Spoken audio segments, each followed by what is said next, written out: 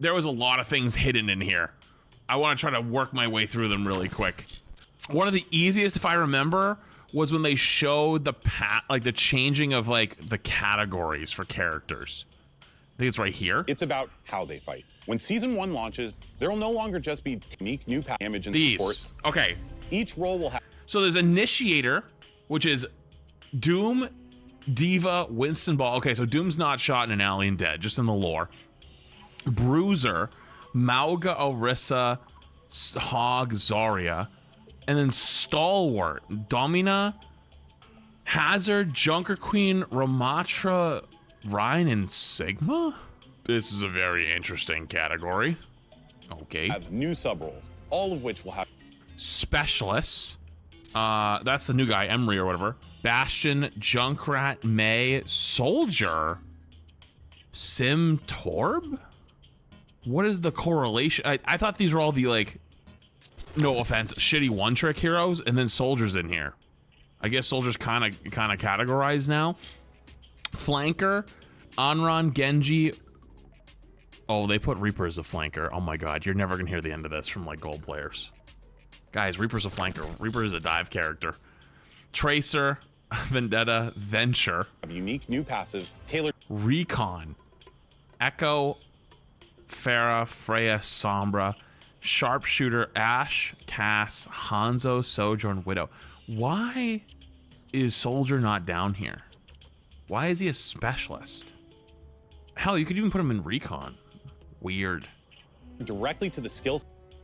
Look at the Jetpack Cat photo. Look at this little photo. It's so funny. Ana, Bap, Jetpack Cat, Lucio, Zen are all technician supports. Survivor are Brig, Ilari, Juno, Wu Yang, and the new guy. I forget his name. Wait a minute. This is such a weird grouping. Ilari's horrible versus dive. Brig's good against dive. Juno's really not that good versus dive at all. Wu Yang's kind of horrible versus dive. What's the connection here? What's the survivor? They bring and then medic. Kiri, Lifeweaver, Mercy, Moira. So like these three, I would say, are like so much more healing focused characters. Except Mercy obviously is damage boost at the high level. But what's Kiri doing here? Why isn't Kiri in Survivor? Okay, let's see what the effects do. So then for Recon, the sub role is you can detect enemies below half health through walls after damaging them. So wait, they just gave everyone Freya's passive, right? Wait, everyone gets wall hacks? Oh, okay. Will now be spread amongst Recon. Oh, it's Sombra's old passive too. Yeah, you're right. Sorry. Flanker. Health packs restore more health. You get an additional 75 healing. What? Oh. Flanker. Specialist. Okay. Sub-role specialist. Eliminating an enemy briefly increases your reload speed. Isn't that what Soldier's in? I guess that does make sense for Soldier then. Kinda. And Sharpshooter. Sharpshooter. Critical hits reduce your movement ability cooldowns. That's why he's in there, because he doesn't have a cooldown on his movement ability. It wouldn't make sense for him to be a sharpshooter. Okay. Wait. 0.75% of damage dealt. So the more crits you do, the faster your cooldown comes off. 0.75 of damage dealt. So that mean each hit, or like if they do more damage, like Widow should come off faster. So if you're hitting headshots consistently on like Sojourn, you're sliding all over the place. Holy. Sub-roles. Next there will... And then Survivor, for those who wanted to support, using a movement ability, activates passive health regeneration. Oh. Wait, does that count? Does Juno's E count as a movement ability? Wait, so you get your passive kicks in every time you use your boots? Same thing for Ilari's shift. Same thing for Wu Yang's movement. Oh yeah, also I can see their kits in here. I forgot about that. Throwing Casa, throw your hat to heal an ally, bouncing. Okay, I guess they did actually tell us all these, to be fair. Leap forward, leaving behind a paper doll, reactivate, return, and gain increased movement speed while active. That's the shift. And then the ult was what? Oh, it's the create sanctuary. Okay, we actually did see all these already. Be Survivor, Medic. Medic, healing allies with your weapon also heals you. 25% of healing dealt. Wait, wouldn't that make Lifeweaver kind of crazy? Wouldn't that make Mercy kind of crazy? Like, wouldn't that make you want to heal bot Mercy? Oh my god, Mercy might be server admin. Wait, that might be server admin. And then Tactician. You gain excess ultimate charge, which carries over after using an ultimate ability. Bonus ultimate cap 25%, 25% above 100. Wait, so Technicians, if you get ult, you can keep building your next ult before you use it. So it incentivizes you to use your ult correctly instead of using it just to use it to keep building the next one. Oh, that's really strong. So that's like Ana. So Ana's a technician. Lucio's a technician.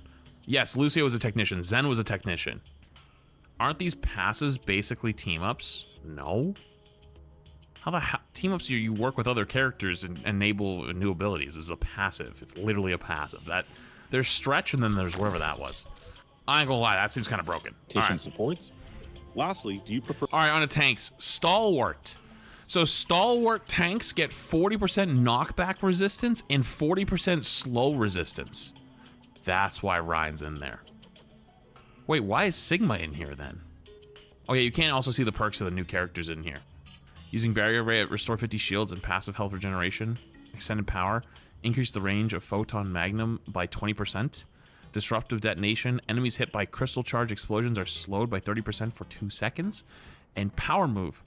Barrier Ray can be used as a wall to stun enemies with sonic repulsors and a 100% damage increase. Oh, okay. Okay, that's fine. To be a Stalwart tank? Maybe a Bruiser and... Bruiser tanks. Critical damage reduction. Minus 25% critical damage taken and plus 20% movement speed? Wait, so Zarya, Orisa, Hog, and Mauga get 25% less crit damage taken and 20% movement speed? Oh, they get the increased movement speed at critical health. Oh, it does say it over here. It doesn't say it here. Well, at critical health. Okay, so they don't get 20% movement speed all the time. It's only when they're low. Oh, that's still kind of spooky, though. This part alone is really spooky. Negative 25% critical damage taken and a 20% movement speed. So if they get low and then they pop bubble / pop their heal on Hog / pop their Orisa Fortify. Oh, that's spooky. Oh my god. Okay, what's the last one? Into battle. Were you more of an initiator? Airborne time requirement 0.8 seconds. Staying airborne lightly heals you. Total healing over time 50. Heal duration 2 seconds. Oh, that's like the most useless out of all of them. So if you're in the air for 2 full seconds, you get 50 healing. That's just kind of meh. I don't know about that's kind of meh. Damn. The other ones seem kind of crazy. And then you get healing for 2 seconds? Yeah, but it's 50 healing over time. So it's not even a burst of 50. It's 50 healing over 2 seconds. So, and that you have to be in the air for the full 2 seconds. That seems the weakest out of all of them, but it also just, look at it again. So if you're in the air for 0.8 seconds, you get 50 healing over time and it lasts 2 seconds. Okay, so it's still 50 heal though. So it's not gonna be less. It'll be 50 as long as you're in the air for 0.8 seconds. Why are you guys freaking out? Like that's not that big of a difference. You guys were acting like I was so innately wrong that's like nothing. That's like no difference. That's just the flight time. That's not even D.Va's flight time. That's most Winston's jump. So like I don't know. The only thing that would actually make this kind of crazy is if it doesn't count like if you just fall off high ground. You get what I mean? Like if you like, or you're like waterfalling off a ledge and you're coming down in the air. If that counts, then it could be more, right?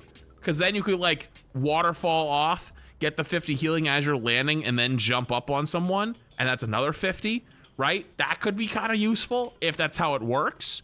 But I don't know if that's actually how that's gonna work. We'll see. But, anyways, initiator. Cool. Is that all of them?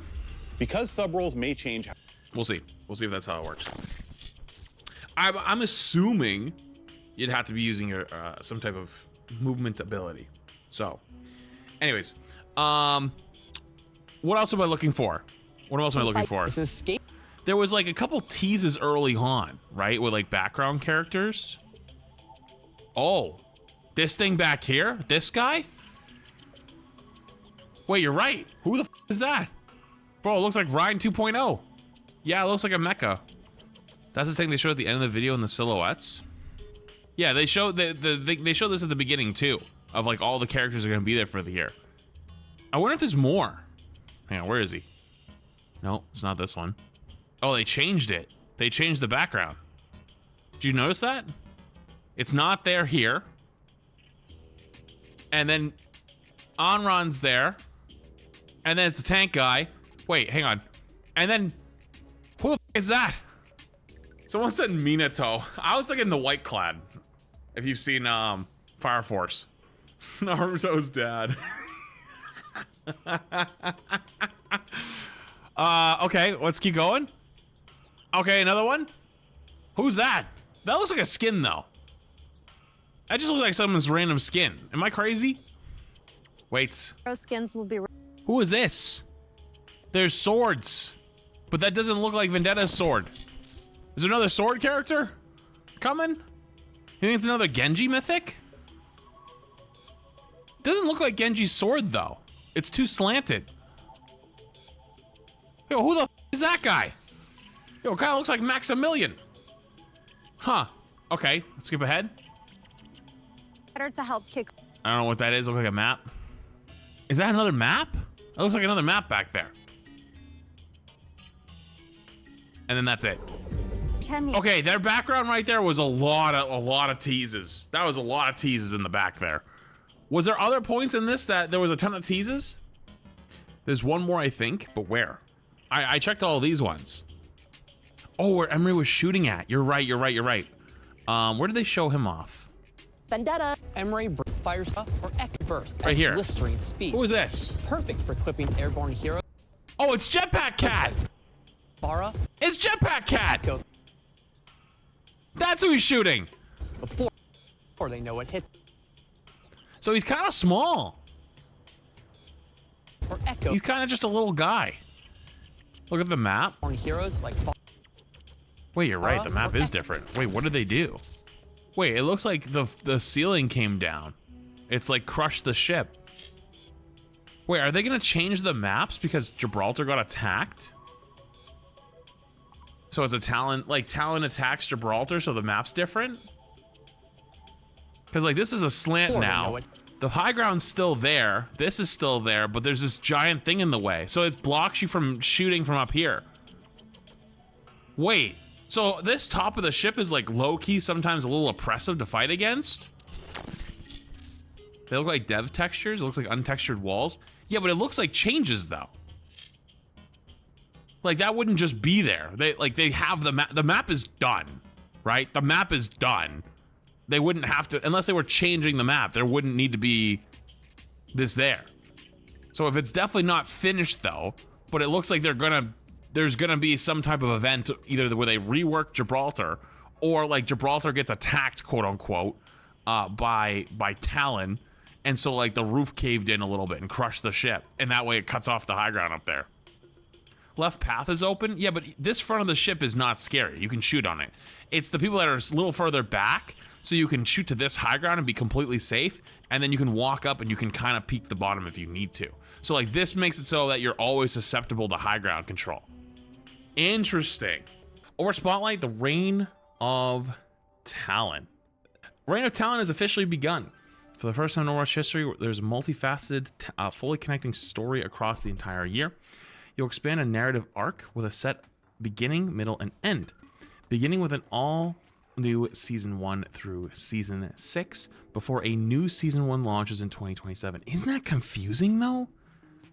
Like, how are we going to talk about previous seasons when you're going to be like, yeah, Season 1 of Overwatch 2, but Overwatch 1, Season 1 of Overwatch 2, but Overwatch 1?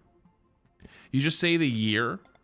All right, what year was Season 21 in Overwatch 1? Tell me right now. You have 10 seconds. I remembered your name. What year was Season 21? Too slow. You're Googling it. That's what I thought. Season 1 launches on February 10th, and Each of these new heroes will directly tie in the story for the year. Oh, they all tie in the story. Okay, that's cool.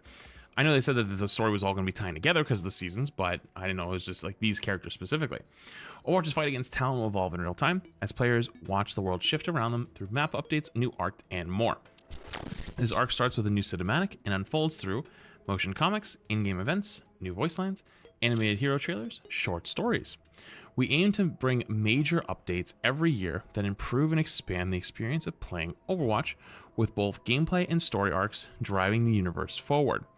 Whether you're a longtime Overwatch competitor, a first-timer in this fight for a better future, or returning after a break, here's everything you need to know about the Reign of Terror. Or sorry, the Reign of Talon. Returning player catch-up before you jump into Season 1.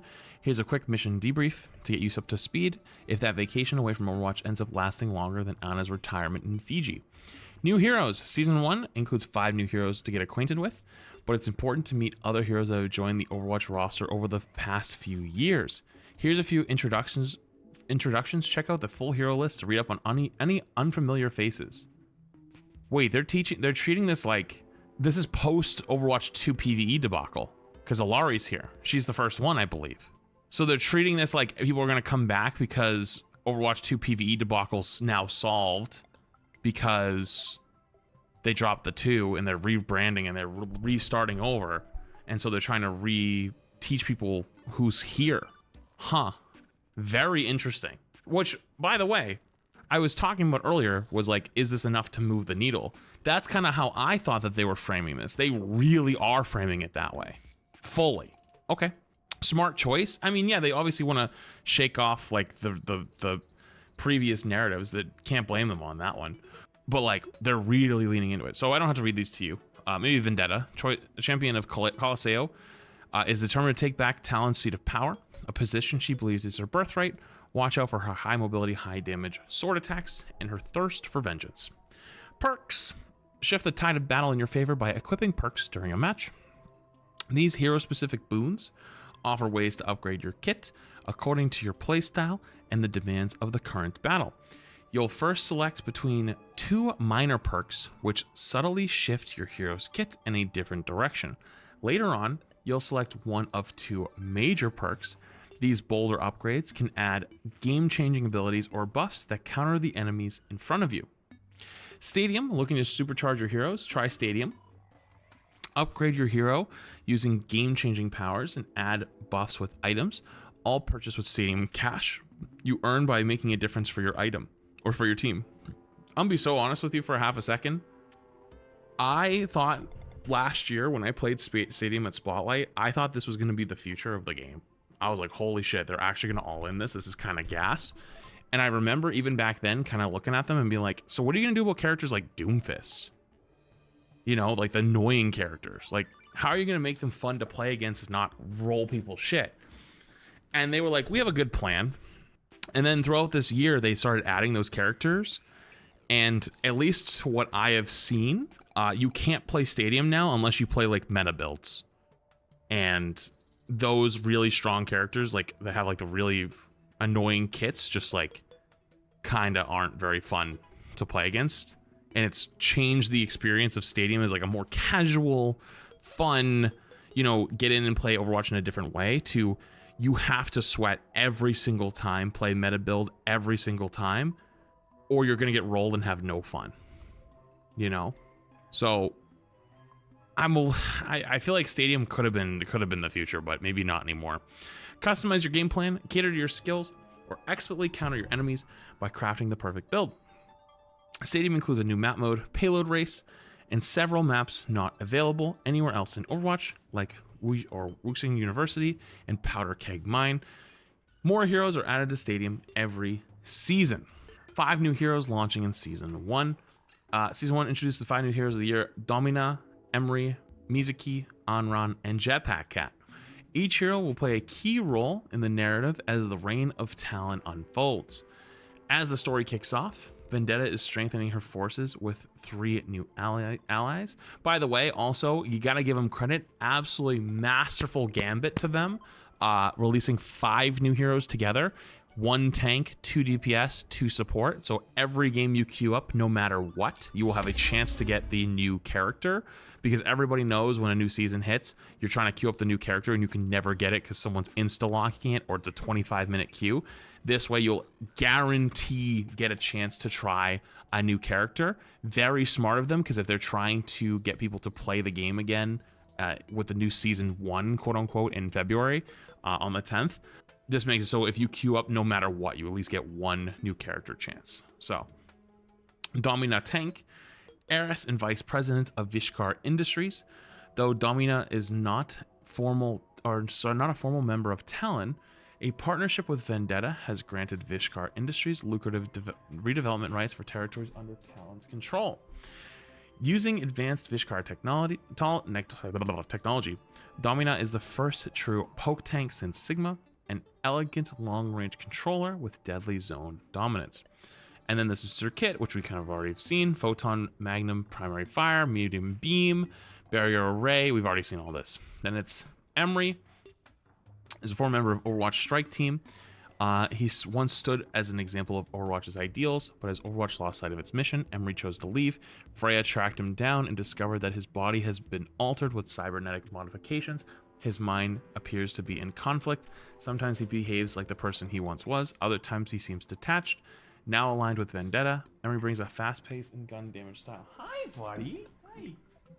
Mizuki is a member of the Hashimoto clan, which is aligned with Talon. He's endured years of misfortune and pressure with the clan's hierarchy. Some believe he may not be suited for the life he has been raised into, but through dedication and influence from senior clan members, he has become a key player. Mizuki has been tasked with infiltrating the yokai near Kanezaka, but there is concern that he may be influenced by them or potentially drawn to Overwatch. So yeah, that's kind of a cool little thing where they're like starting off as a bad guy and at some point will probably convert to a good guy. I see what they're going for. Anran Damage, the older sister of Wu Yang. Anran harnesses the power of fire in the heat of battle. She is confident and hardworking, holding others to the standards she's maintained for herself. Anran joins Overwatch with the intent to save the world and keep Wu Yang out of trouble. This is her kit. I couldn't, we had the session. This kit honestly looked like very much like Phoenix, which isn't a bad thing. Very much looked like Phoenix though. Honestly, I thought the end where if you die. Named Vermilion. We just got a hero with a bug sword, and Black Clover is coming back soon. I wouldn't be surprised to see a Black Clover collab. Actually, that would be fire. A Black Clover collab would actually go pretty hard. Jetpack, all right, Unrun Trial, by the way, is available tomorrow, so I'll play that tomorrow. And then Jetpack Cat support. Yep, Jetpack Cat is finally joining the lineup. Found as a stranger Gibraltar, little is known about Jetpack Cat other than how dangerous she is in fights with quick reflexes and a kit benefiting as feline hero. Kind of looks like Arnie, Emong's cat. New role, passives, and stuff. Okay, we've already went over all of these, by the way, earlier. Conquest meta event. Season 1 includes Conquest, a 5-week meta event where players choose to fight for either Overwatch or Talon. Each week, you will complete missions tied to the lore, with rewards going to the faction with the most successful missions. You can switch your allegiance once completing your week's faction pass, making every choice matter as you seek to claim the following rewards. You know what's funny? This is actually something I asked for in Rivals. I thought Rivals could do this, and Overwatch did it first. Let's have like these like faction events where you basically like choose a side and try to like, fight your way up and win. Wait, you said 75 loot boxes? Where do you see that? Oh, down here. 75 base loot boxes, 12 epic loot boxes, 7 legendary loot boxes, 9 new voice lines, 31 2D cosmetics, 2 weapon charms, and 1 or 2 faction-based legendary echo skins, exclusive new rare epic and legendary titles, and a secret hidden one. Oh, that's actually pretty cool. That is actually really cool. Competitive year update. Season 1 marks the year of a new competitive year. This means a competitive reset as well as the new Crimson Wolf competitive weapon to honor Talon's new leader. Also giving those who reach Diamond or higher a new Doomfist competitive skin. Competitive titles will now have rarity applied, and top 100 players will earn dynamic titles for their finishes.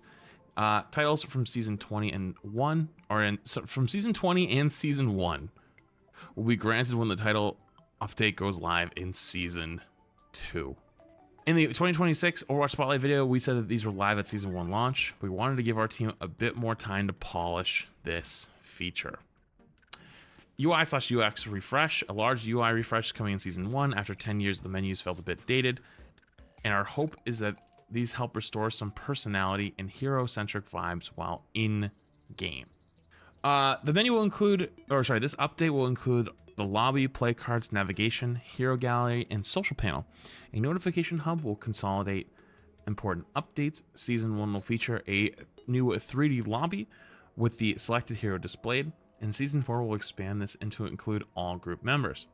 We hope you all love the new look and ease of navigation. Biggest challenge is getting used to the play button being at the top of the screen. And be sure to share your thoughts and feedback as we're planning even more updates and improvements in the future. By the way, I just asked you guys a question, a poll on the Twitch and the YouTube side.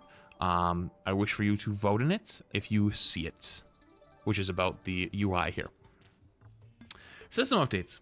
Alongside gameplay and navigation, new features have always been some of the most impactful updates we've made to Overwatch.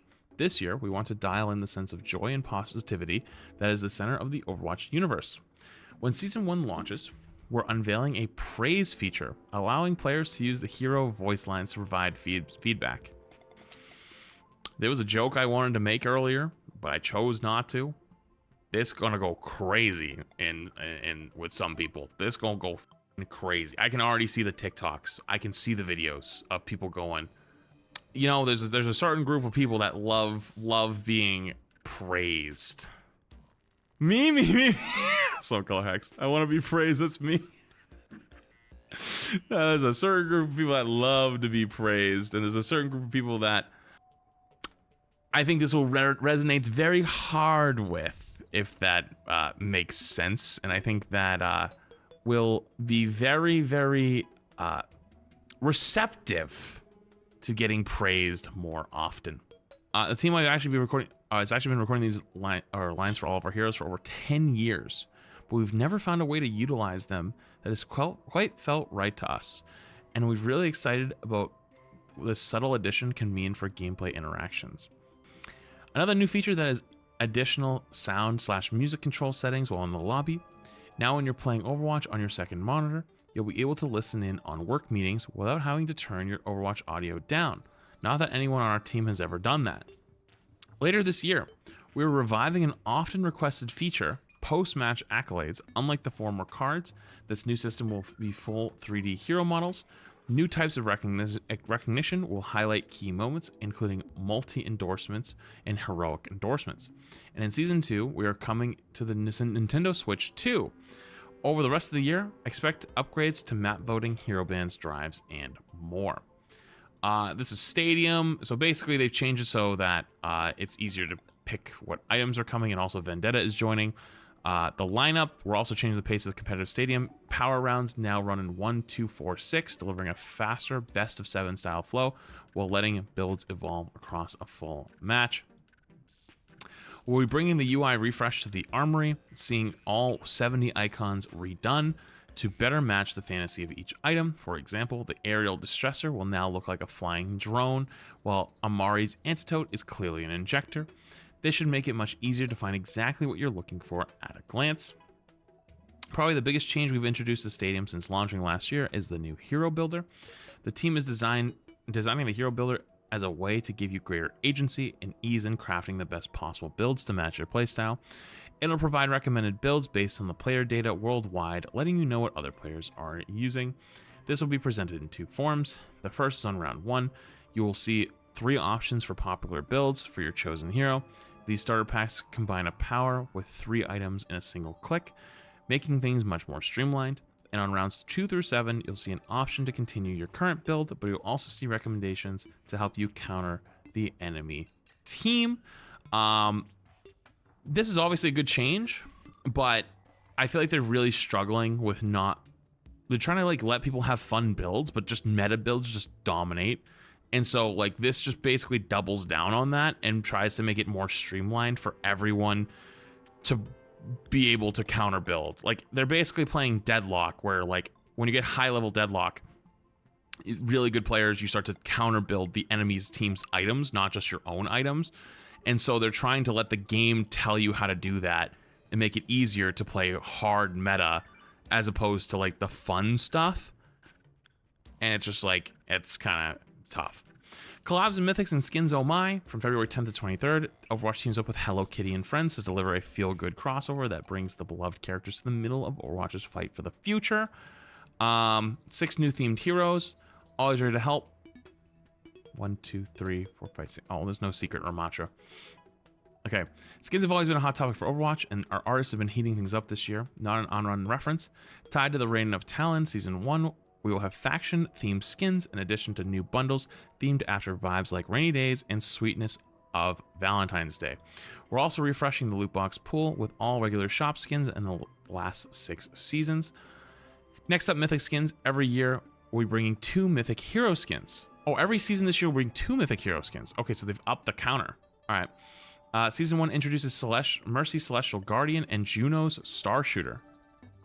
Wait, they didn't say the Juno one. Did they say that before? Wait, so there's 2 Mythic skins for popular character? Wait, that's a super bingo. Where's my bingo card? Oh, it's the gun? Oh, it's the Star Shooter. It's the gun. You're right. Wait, I thought...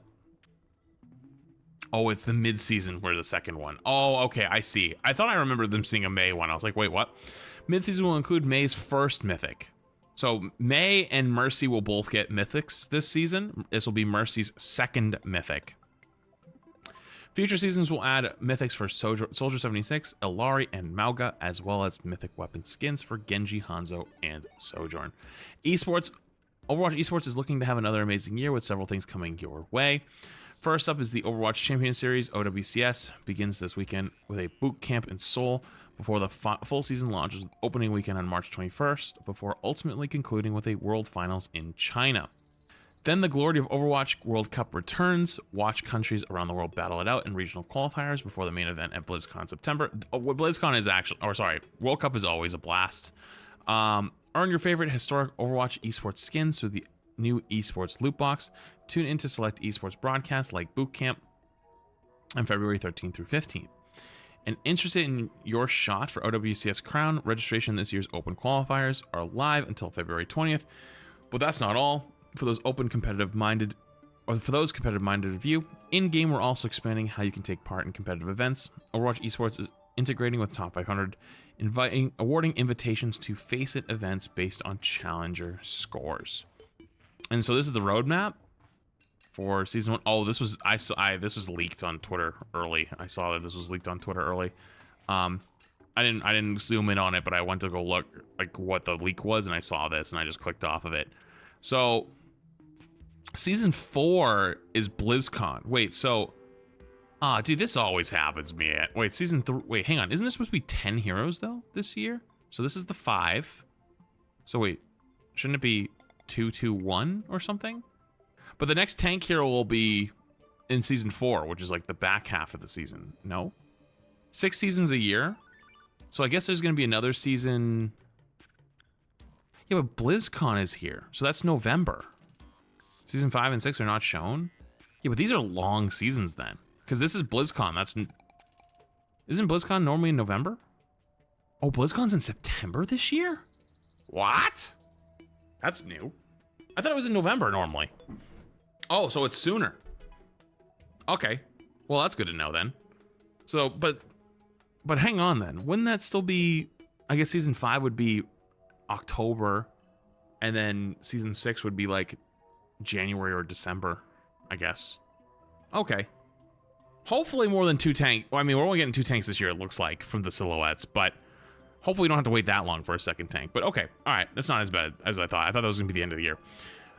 There is so much coming this year, and we are beyond thrilled for you to get your hands on, and hope that you're excited as us. Let's things kick off in the on-run hero trial. Oh, hang on. The voting has come in on the UIs. 67% of people on Twitch say they do like the new UI. 68% of people on YouTube said they also like the UI. I personally am a little like, it looks like Fortnite, but I don't have like a strong ew opinion to it. It just like kind of looks like Fortnite, sorta. So, anyways, though, let's kick things off by jumping into Onron's Hero Trial February 5th before Reign of Talon begins Season 1 on February 10th. All right, cool. So I'll be here tomorrow to play the new Hero Trial. I will be here for that. But that's the end of the vlog, at least. Am I still in game? I am still in game. Okay.